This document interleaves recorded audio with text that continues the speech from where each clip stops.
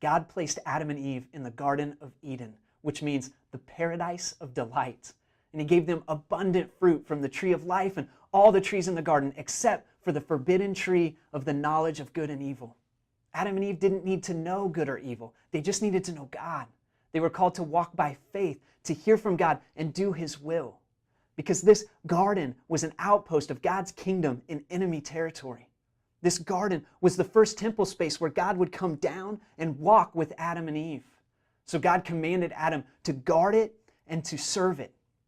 He was supposed to keep the enemy out and serve in this garden as a priestly king under God's authority.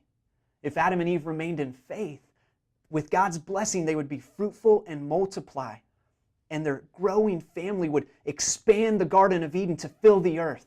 They would subdue the enemy, and the whole earth would become the temple of God. The whole earth would be filled with God's glory. But Adam did not guard the garden.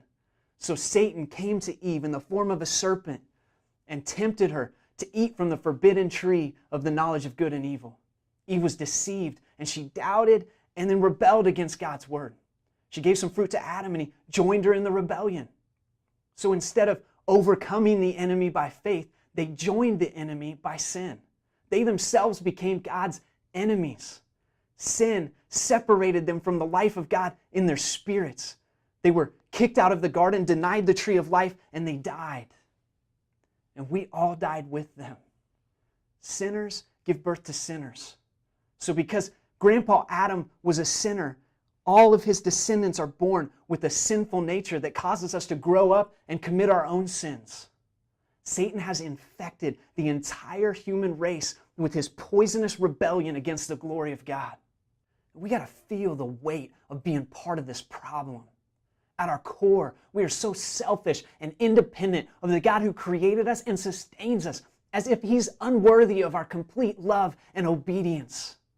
We have lived most of the moments of our lives in unbelief and exchanging the infinitely worthy God for lesser things is an infinitely horrible crime.